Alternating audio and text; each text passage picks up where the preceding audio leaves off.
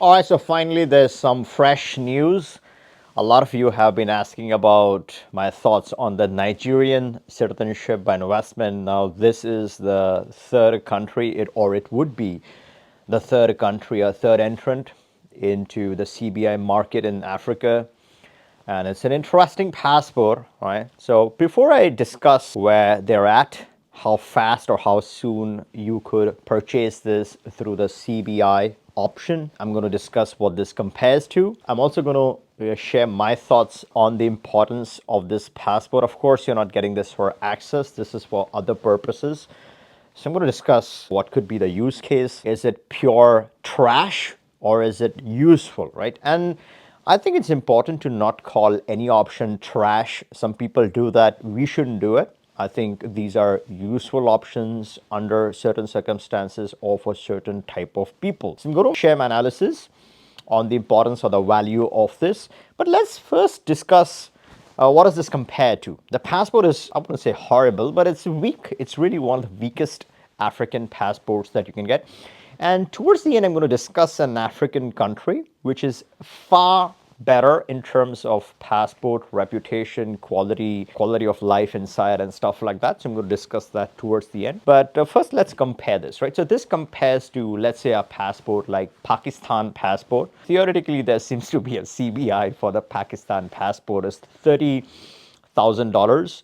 Now, has anyone actually gotten this? I don't think so. Does this work in practice? Does the Pakistan CBI program really work?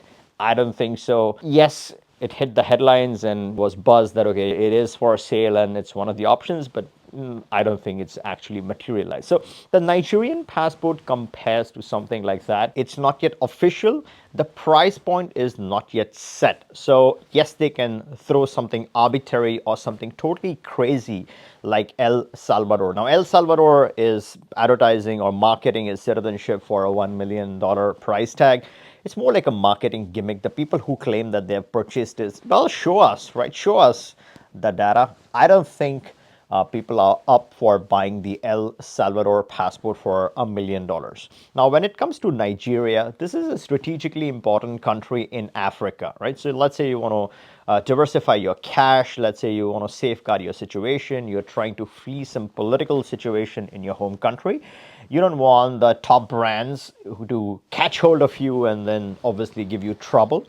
You want something low key, low profile, somewhere you can just get away, be left alone, fight your cases, and then come back. And assuming that you're doing things legally and correctly, and you have been incorrectly framed, or you hit a situation where the home country regime is draconian, there's a criminal or there's someone really corrupt sitting in the political ranks and they're giving you trouble. So if you're a high profile candidate, then a country like Nigeria might actually be more interesting than a brand A country, right? The tier A country. So that's where you want the plan C's and plan D's.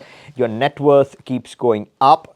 And at that point, you have all the luxury. You have 2 or 3 Plan A countries, and it's all about building a portfolio of Plan Cs and Plan Ds. And that is where the Nigerian passport really sits well. The price point, I think the right price for the CBI would be 100K, not more than that. I know a lot of countries won't listen to 65 or 75K or 80K. They're all trying to sell their passport or nationality at a premium. But the right price point, in my opinion, I feel would be 100K. People wouldn't mind shelling 100K to get a diversified option in Nigeria. Because what are they really selling? They're not selling visa-free access. The poorest of the poorest passport is going to have a lot of the access that the Nigerian passport has. So it's not really improving on anyone's access. It's purely a gateway, or let's say an access to the African market, an entry for someone. So it's really a starter passport. It's a Plan C, Plan D passport. So why would anyone pay 200K for such a thing or such a passport or such a nationality when they can get a more powerful passport in Caribbean? So it's not the access. It's purely access to the African market. Now, how does this compare with South Africa or let's say Sierra Leone? Well, I think this is more useful than Sierra Leone as a country because you can do a lot more things. In Nigeria, you have a lot more access inside the country to a lot more things. So in that sense, it's far better, I would say. Not far, but I think it's considerably better than the Sierra Leone program. But when you compare this with South Africa, this does not compete. South Africa is completely at a different level.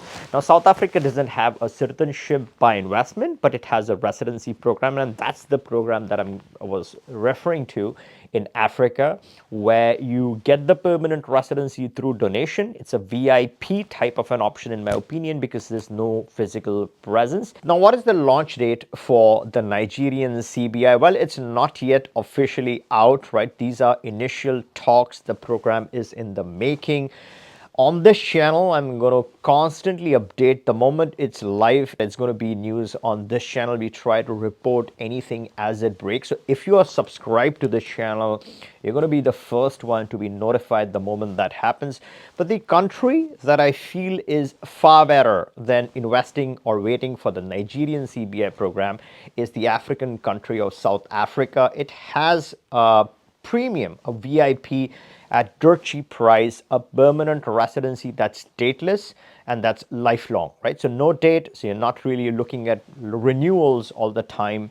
It's a beautiful option. It's a hot selling option, and a lot of our clients are absolutely crazy about making the South African program happen. So that's where this is important. It's a minor donation of 6,300 USD. That's a one-time donation, and you only pay this donation once you get the approval, right? These are approximate numbers. Due to the currency fluctuation, the price has gone down. I would say this was $6,800 not too long ago, but because of the currency fluctuation, it's probably around $6,300 now. And then once you get this permanent residency, it's dateless, it's lifelong, it's beautiful, right? The country is beautiful. So a lot of people complain, hey, it's not a safe place to be, whatnot. So don't be in the country, right? That's where the flexible residency really matters. So if you use some brains, you want to live, you live there, have a good time. You feel it's unsafe, not your thing, don't live there. Right? So this donation is for the permanent residency. The choice is yours. This is a plan B. This is not plan A. We're going to quit your life and move to South Africa and spend the rest of your life. If you're watching this channel, I'm sure you know about this stuff. So before commenting negative about South Africa, think about what you're saying. Think if it makes sense or not, right? I love your comments, so do comment. Once you have this permanent residency in place, the most important thing is citizenship. That is what you want, right? That's what most people want. They want the ultimate benefit in the country. It's all about the nationality. Now, Elon Musk has obtained Canadian and the US passport, but he's never, ever going to throw his South African one away, right? So he's going to have his own set of passports that he'll continue to maintain for his lifetime. Same way, if you don't have a South African passport, this is something that you want to add. And none of this is immigration or legal or finance advice. This is my personal opinion on this matter. It's a great plan B to have in your portfolio. Once you add this permanent residency, time flies. When the right time comes, they really look at your final year in order to be able to apply for citizenship. So let's say between the 4th year and the 5th year, you spend some time in South Africa, the bare minimum that's needed, and then you can apply for the South African nationality. This is beautiful. This is respectable, right? Beautiful country, respectable passport. You can get residencies or visas on top of this passport. Yes, you might have your plan A's that might have a visa-free access, but then let's say you're experimenting, you're testing the respect of a South African passport. You're a super savvy operator, right? So that's where you want to add, visas and residencies and pair and layer this passport. It's a good option for someone who wants to wait. And if you're someone who is super desperate, a lot of people with money don't give a shit about waiting for 5 years. They want premium stuff, they want quick stuff. And that's where I kept stressing the importance of the quick and easy Vanuatu citizenship. That option is gone. The coconut oil funds, the CIPs, which was coconut oil and the coffee fund, those CIPs have been suspended. Beautiful deal has gone. The last set of people who applied got it, and now they have the normal DSP. A lot of people have thoughts about the DSP, mixed opinions. Again, if you're a single applicant, that makes sense. So if you have the money and you're trying to do layering in a legal way, if you don't know what layering is and why this is important, hop out of this video. This talks about layering and the different pairing that you can strike with this and the residencies that you have. And at any point in time, right, you want to get started with any of these residencies or citizenships, click the link, book a call. We have the best discounts for some of the top CBIs.